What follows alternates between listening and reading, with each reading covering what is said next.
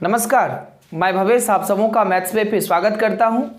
आज हम इस वीडियो के माध्यम से क्लास 10th के सीबीएसई के द्वारा जो सैम्पल पेपर रिलीज किया गया है मैथमेटिक्स बेसिक वालों के लिए, आज हम उसी पेपर का सॉल्यूशन करेंगे। हमने पिछले वीडियो में 1 से 10 तक के क्वेश्चन का सॉल्यूशन बेसिक वालों के लिए कर दिया था। अभी हम लोग 11 से इसमें सीखेंगे और आगे उसके बाद जितने भी क्वेश्चन है सभी क्वेश्चन को देखेंगे। तो आइए वीडियो को शुरू करते हैं। एक बात बता दूं कि बोर्ड के एग्ज़ाम के लिए बहुत कम समय बचे आप सबों के पास। मिड नवंबर के समथिंग आपका एग्ज़ाम होने की लगभग संभावनाएं भी है। तो आप अपनी तैयारी को ज़ोरों शोरों से करें और कड़ी मेहनत के साथ आप अपना एग्ज़ाम की तैयारी में लगे रहें, जिससे कि आपका रिज़ल्ट बेहतर हो सके। क्योंकि कहते हैं सर जी, मानो तो हार ठानो तो जीत। अभी भी आप लोग के पास समय है, ठान लीजिए, आपकी जीत निश्चित होगी। क्योंकि आप अभी 1 महीने का वक्त यदि अपने पढ़ाई पे लगा दिए तो आने वाला रिजल्ट आपका होगा और आपके हित में होगा। इसीलिए मन लगा कि परीक्षा की तैयारी करें। आइए हम लोग शुरू करते हैं क्वेश्चन नंबर 11 से और देखते हैं क्या कहता है। ऑब्जेक्टिव टाइप से क्वेश्चन को हमेशा ऑब्जेक्टिव से बनाने के लिए मैं हमेशा प्रयासरत रहता हूं और आप लोग को भी यही सलाह देता हूं कि ऑब्जेक्टिव टाइप का एग्जाम होना है तो आप उसका सॉल्यूशन भी ऑब्जेक्टिव के हिसाब से ही करें, ना कि सब्जेक्टिव के हिसाब से। ठीक है, तो आइए शुरू करते हैं क्वेश्चन नंबर 11 से। ये क्वेश्चन नंबर 11 क्या है? ABC एक ट्रायंगल दिया हुआ है जिसमें DE पैरेलल है BC का। तो आप बाकी के 4 ऑप्शंस दिए हुए हैं। पूछता है कि बताइए इस 4 ऑप्शन में से कौन सा ऑप्शन सही है।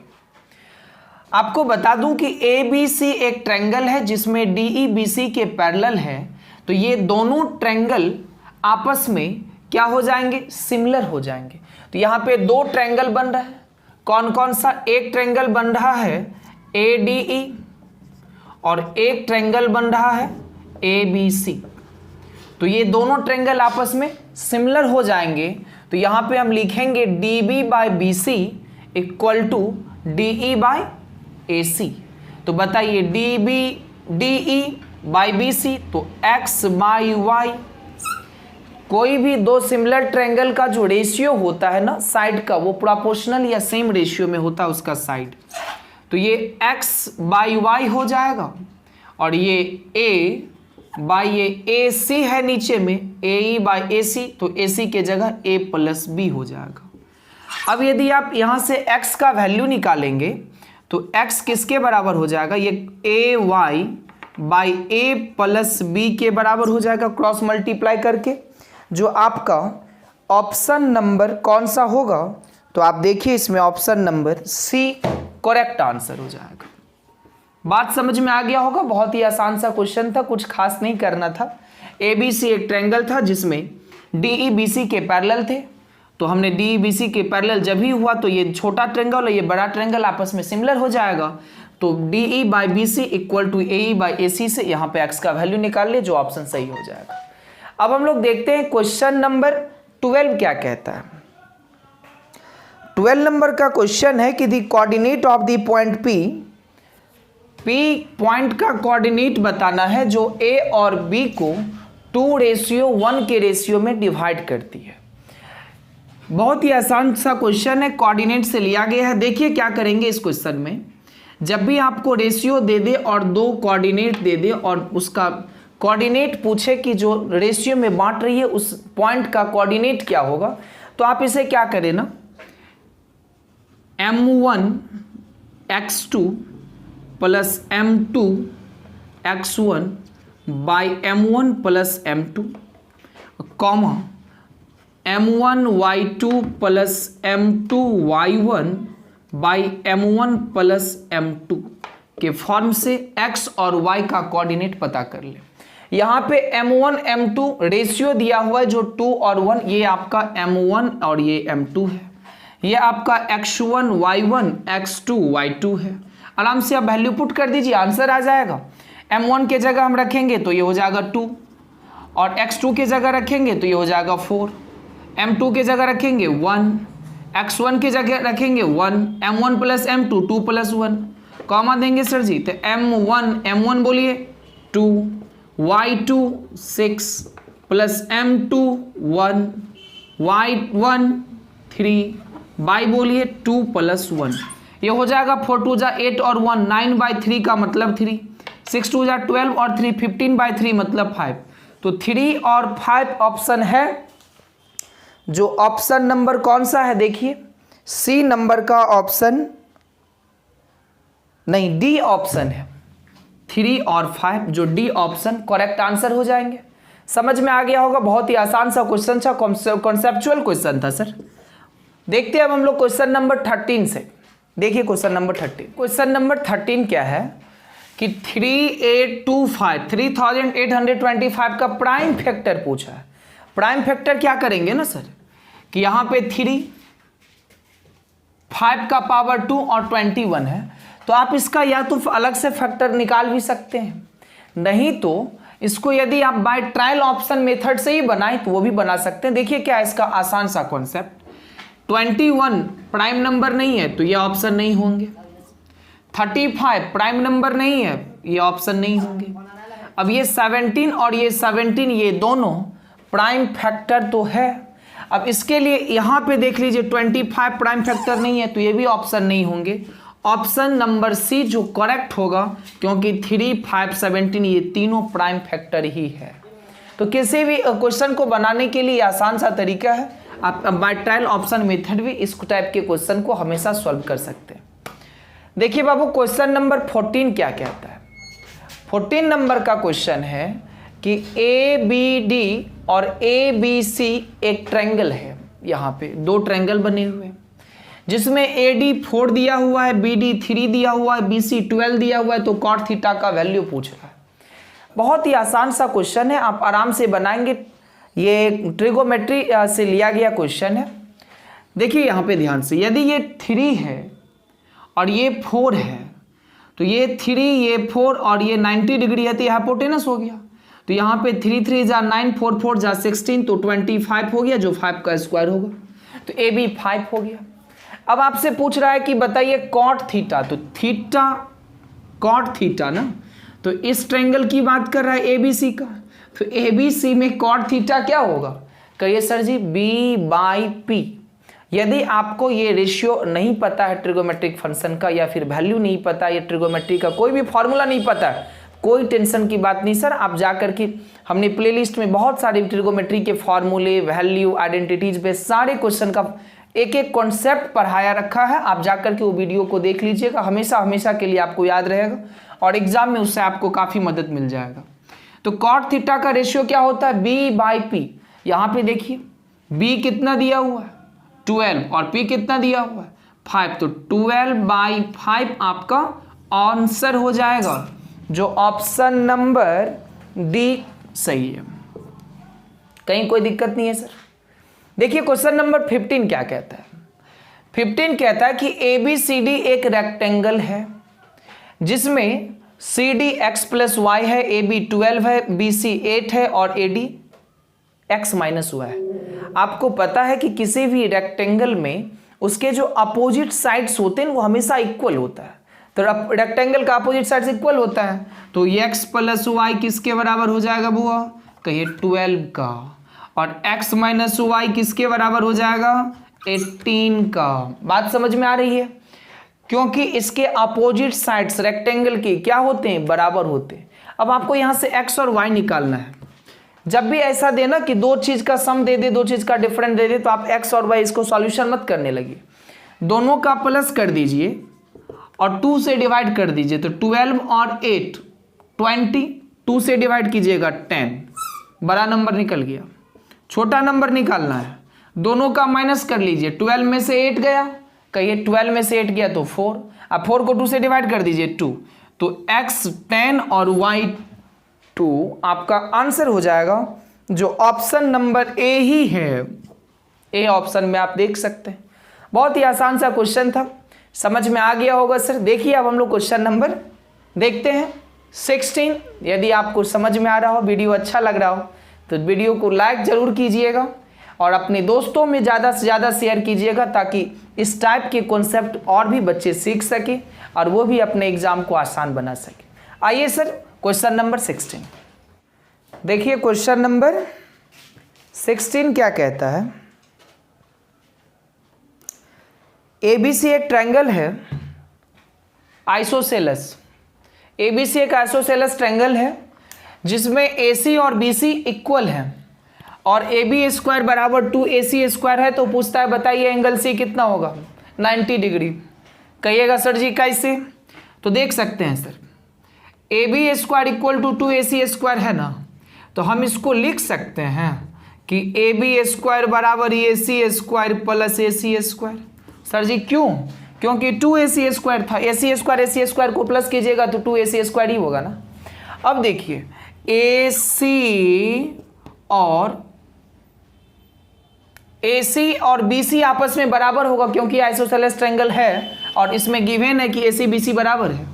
तो हम AC की जगह BC लिख सकते हैं। तो यहाँ पे लिख देते हैं AC square plus BC square, एक का वैल्यू चेंज कर दिया। अब इस ट्रायंगल में देखिए तो ABC एक ट्रायंगल है जिसमें AB स्क्वायर किसके बराबर है? AC square plus BC square का। तो पाइथागोरस थ्योरम कहता है कि यदि किसी भी ट्रायंगल में एक साइड का स्क्वायर बाकी बचे दो साइड के स्क्वायर के सम के बराबर हो तो वो ट्रायंगल राइट एंगल ट्रायंगल होगा। तो यहाँ पे ये एंगल कितना डिग्री हो जाएगा? एंगल C 90 डिग्री हो जाएगा, कन्वर्स ऑफ पाइथागोरस से। समझ में आ गया होगा सर? बहुत ही आसान सा क्वेश्चन था, कुछ खास नहीं था इसमें भी। देखिए क्वेश्चन नंबर 17 क्या कहता है कि एक पॉलिनोमियल दिया हुआ है आपको x square minus 7x minus 8, इसका एक जीरोज -1 है। तो आपसे पूछता है कि बताइए इसके एक और जीरो जो होंगे वो कौन सा होंगे। मतलब क्वाड्रेटिक पॉलिनोमियल के 2 जीरोज होते हैं, क्यूबिक के 3 जीरोज होते हैं, आपने पॉलिनोमियल में सीखा होगा। तो एक जीरोज दिया हुआ है, एक जीरो और पता करना है। अब बच्चा क्या करेगा ना, इसका तुरंत फैक्टराइज निकालना शुरू कर देगा। नहीं सर जी, ऑब्जेक्टिव की तरह बनाइए। क्या कीजिए ना, 8 का आप 2 फैक्टर लीजिए जिसको मल्टीप्लाई करने से -8 और प्लस माइनस करने से -7 आ जाए। तो 8 का 2 फैक्टर 8 और 1 होगा, एकदम सही है। अब 8 और 1 होगा तो बताइए यहाँ पे माइनस चाहिए तो बड़ा वाला का नेगेटिव साइन दे दीजिए। अब कहिए -8 और 1 का प्रोडक्ट कीजिएगा तो -8, अब -8 और +1 कीजिएगा तो -7।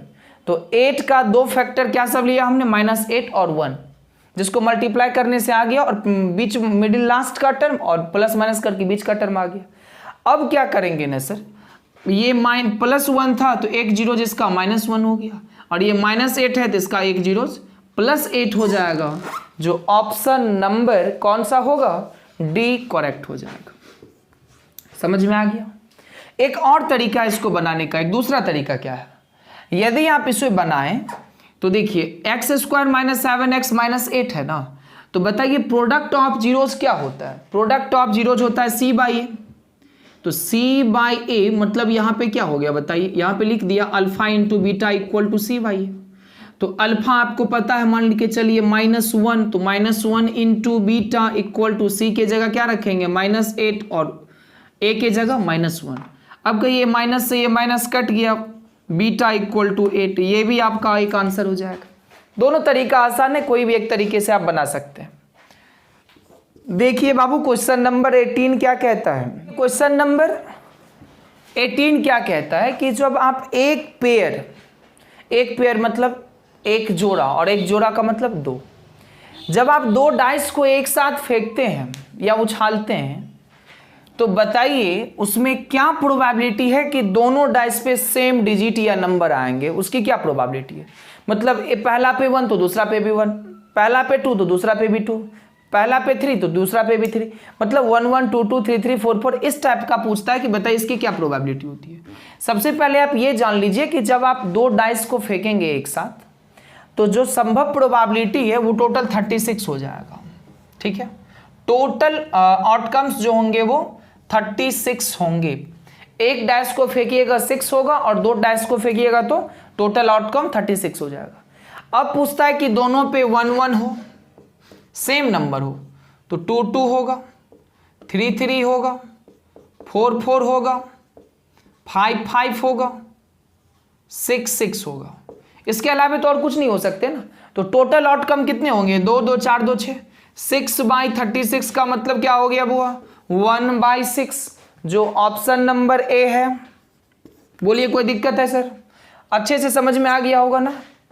जब दो डाइस को फेंकेंगे टोटल आउटकम 36 होगा, कहता है दोनों पे सेम टर्म आना चाहिए, दोनों पे सेम आ गया 1 1 2 2 3 3 4 4 5 5 6 6 6/36 इक्वल टू 1/6।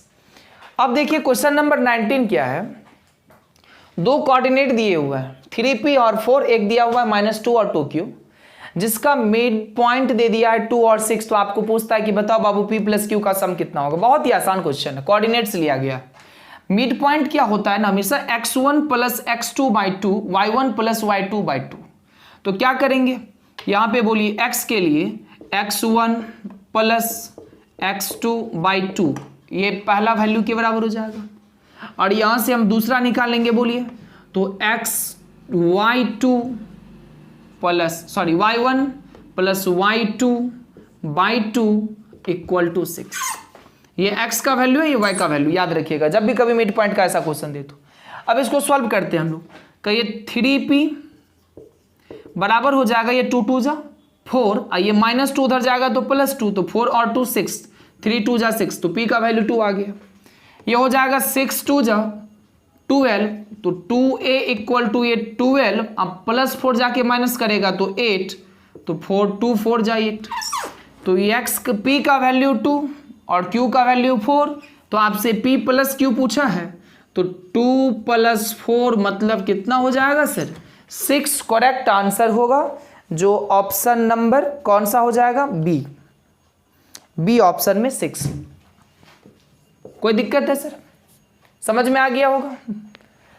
वीडियो को जरूर शेयर कीजिएगा सर दोस्तों में, ताकि ज़्यादा से ज़्यादा बच्चा इससे कुछ सीख सके। अब देखते हैं हम लोग क्वेश्चन नंबर 20 नंबर का क्वेश्चन कहता है कि 1/147/120 का terminating after how many decimal place. जब भी ऐसा डेसिमल एक्सपेंशन वाला क्वेश्चन पूछे ना, आप देख लिए क्या ये दोनों आपस में कटते हुए हैं। अगर कटेंगे तो पहले इसको काट दीजिए। 3 से कटेगा सर 3 4 जा, 3 से कटेगा 3 4 जा 12, 3 9 जा 27, 49/40 आ गया। अब क्या करें, 40 का फैक्टर ले लें। 40 का फैक्टर क्या सब हो जाएगा बताइए? 40 का फैक्टर कीजिएगा 2 1 जा 2 20 जा 2 10 जा 2 5 जा, मतलब 40 का फैक्टर लिखेंगे 2 का पावर 3 × 5। अब पूछता है कितने टर्म के बाद ये टर्मिनेटिंग डेसिमल होगा, तो कितने डेसिमल के बाद इसका पॉइंट जो होगा वो कितने डिजिट के बाद होगा। तो जितना ज़्यादा पावर होगा ना, प्राइम फैक्टर हमेशा डेसिमल एक्सपेंशन का 2 और 5 के केस में आएगा, और इसमें 2 और 5 में जिसका ज़्यादा पावर होगा उतने वही आपका आंसर हो जाएगा। ज़्यादा पावर कितना है? 3 आपका आंसर हो गया। ऑप्शन नंबर कौन सा है सर? 3। देख लीजिए 3 ऑप्शन सी है। बात समझ में आ गया सर? कोई दिक्कत नहीं है, बहुत ही आसान सा क्वेश्चन था, आप आराम से बना सकते हैं। और आज का ये लास्ट क्वेश्चन था, सेक्शन ए कंप्लीट हो गए। अब हम लोग इसके बाद फिर मिलेंगे कभी एक नए वीडियो में। आप तब तक अच्छे से प्रैक्टिस कीजिए, रिवीजन करते रहिए।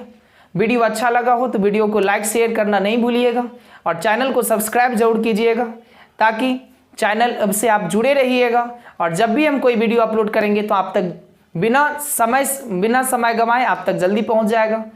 तो आप अच्छी लगन के साथ मेहनत कीजिए, और फिर मिलेंगे हम लोग अगले वीडियो में। तब तक के लिए धन्यवाद।